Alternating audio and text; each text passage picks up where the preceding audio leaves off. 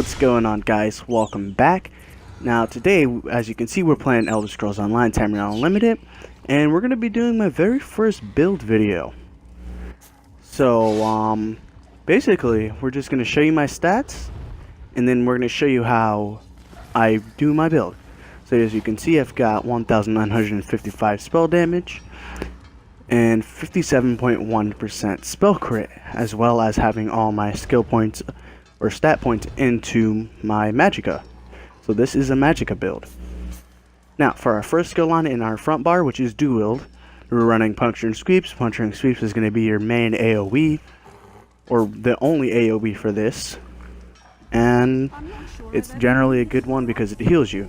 Secondly, we have Toppling Charge. We take Toppling Charge over Explosive Charge, I believe is the other one, because this one will knock somebody on their ass. This is a PvP build, but it works perfectly fine in PvE. But what makes this specific morph better is the fact that it'll knock somebody on their ass compared to the other one. Second, got Radiant Oppression. Radiant Oppression is, in my opinion, the best out of all the executioners in the game. Why? That's because it can be activated while the person's at 50% health and still do great damage, as compared to like Impale or the skill called Executioner and Two Hand, where they have to be below, I believe, 20%. Next, we've got Dark Flare. Dark Flare, oh my god, guys, Dark Flare hits like a truck, and I mean that literally. I can hit a 16k Dark Flare in PvP any day of the week, and then a 19k crit. Next, we've got Inner Light. We take Inner Light over Vampire's Bane is because we don't have to activate the skill in order to get that 2000 spell crit rating. On top of that, we also get a 5% Magicka, max Magicka bonus, as compared to Vampire's Bane, where we're just getting that spell crit rating, but we have to activate the skill to get the rating effect to activate. And then we're running Dawnbreaker. Now, I do not have the morph for this, but we're most likely going to run Flawless Dawnbreaker on this. Now, on our back bar, we're starting off with Healing Ward. We take Healing Ward over the other one. I'm not too sure what the morph for the other one is because this class is supposed to be able to go through the entire game and end game by yourself. So that's going to be another healing effect that we have. Next, we have Sun Shield, which is just generally a shield that blocks for 27% of our max health. It's a decent shield. I'm not sure what the morphs are, but I'll let you guys know what you do for that one when I get that. Now, next we're going to be running Breath of Life. Obviously, Breath of Life, just in case you happen to go run into, maybe you want to run with one of your buddies or something. You have an extra heal for them. Now, your main shield is going to be Harness Magicka. Now, Harness Magicka is a block spell damage, but however, in the Dark Brotherhood update, it's going to block physical damage as well, so it's going to be just that much better. It's going to be a great skill. Now, this is a really hard shield, and you get Magicka back when you get hit with a spell. Next, we're going to be doing Retreating Maneuvers. Now, we're doing this. Most people will just keep regular maneuvers. This is good because if you're in PvP and you happen to get hit with a snare or something, that'll cleanse it. And most but not least, we're running the Healing Spell. Now, for passives, we're running the 2 into everything except for that one right there because, well, how often do you find yourself blocking with a dual wield and you're not a tank with Sword and Board? I mean, I just don't find it happening unless I'm trying to block a crystal frag or stop myself from getting knocked down from like an uppercut or something. Now, on our Dawn's Wrath, you can see that we're running, again, everything but that first ability. And that being is because we're not using the Nova Ultimate or Sunfire or Eclipse. I mean, you could run Eclipse. It's a good skill for if you come across somebody that's spamming a bunch of magic attacks. It would really fuck me up if somebody I put that shit on me, and start reflecting my dark flares. However, I don't use it because I really don't come across that much. Now, for passives in our Restoring Aura, we're running everything. And that is because, again, this is you're supposed to be able to sustain yourself by yourself. This is it's a lonely build. We're gonna call it that, you guys, the lonely build, because you're supposed to be able to sustain by yourself. Although Templars are really good at sustaining by themselves, regardless of what. Now, so the only reason that we're running dual build is for the passive in Twin Blading Blunt. We're getting a 2.5 increase in damage for each sword. So you do 2.5 times 2, that's a 5% damage bonus from rocking our dual build swords, which is really good. And restoring aura, we're going to keep it real simple. You're just running the 2 into your cycle of life just to get that extra 30% Magicka back when you complete a heavy attack. We're running all our passives in light armor. Then we're going to come here to Fighters Guild. We're running, oh wow, I forgot to get that extra one. We're running 3 in Slayer, 3 in Banish of the Wicked, and the skill tracker. Because if you come across some guy that's using werewolf form in PvP, you can fuck him up real quick. And obviously Flawless Dawnbreaker.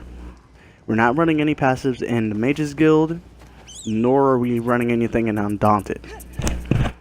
And obviously, I mean, like, why would we? I believe those are all stamina skills anyway. And then last but not least, we're running all of our passives in our Dark Elf skill line. Now for champion point setup, what you're going to do, guys, is you're going to put 97 into Arcanus. I say 97 is because some of the champion point effects have to end on a 0.5 for it to actually work. So that extra 3 that you're wasting to get it to 25, you can just keep it at 24.5 and have those extra 3 skill points so you're not wasting them. Once you put 97 into there, you're going to put 100 into Magician, or the rest of them into Magician. Next, we're going to be splitting them evenly, 100 and 100 through Hardy and Elemental Defender. Those are both great passives. And last but not least, we're going to be running Elemental Expert. You're going to be putting 100 in here, and then after you get the 100 in there, you put the rest into Spell Penetration, which you just make your spell hit harder. Now, armor. So on this guy, I'm not running the correct armor, but this is not the armor for an endgame build. I fucked up on him. But if you're not an endgame build, what you're going to do is you're going to run a 4-piece Twilight's Embrace and a 5-piece Julianos.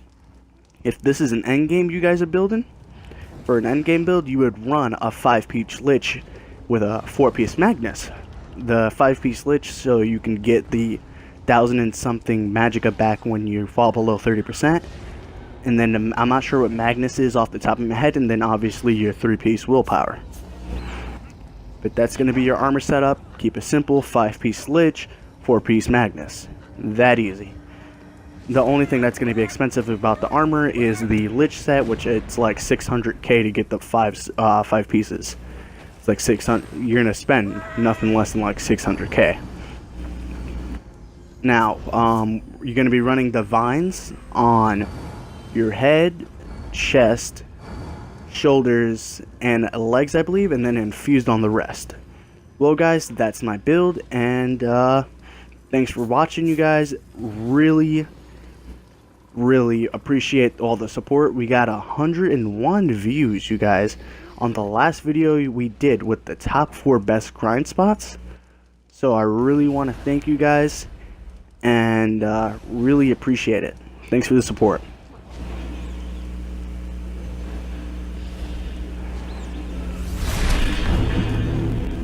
What's going on, guys? We're gonna throw in a little bonus content with this. I learned this really cool glitch.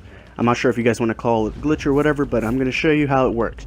So if we take a quick look at my skills, you can see that we have everything in our blacksmithing, clothing, and woodworking. Now, if we go take a look at the clothing station right here and go to our research, you can see I have 3 out of 3 traits researching. As you can see, in my chest, chest, head, and legs. So we're going to quickly come over here and respec our skills real quick. And you're going to notice something really cool. So the way this glitch works is basically you can go respec your skills, put everything into your crafting, let's say you want to research something, you can get those 3 slots. You go pit those 3 in, for researching. Then when you go respec your skills, the traits will still be there. It'll say 3 out of 1. So we respect our skill points, and now we're gonna run back to the clothing station, and you're gonna see that I've still got all of my traits researching. It's gonna say 3 out of 1. So it's I would call it a glitch in my definition of it. That would be a glitch. So real quick, I'm gonna run over here. Also a reminder to like, share, and subscribe. Lets me know you guys are enjoying the content, and lets me know to put other stuff up like that. So if we take a quick look at my skills again, I have 101 skill points, and I have no skills or anything in passive. So we take a look at researching, and look at that, guys, 3 out of 1. So if you didn't want to, if you wanted to make a crafter, all you would have to do is just take your highest level character and do that. And then just respec them and put your regular skills back in. Anyways, guys, we're going to end the video here. Just remember to like, share, and subscribe. Fire Magic Gaming out, you guys.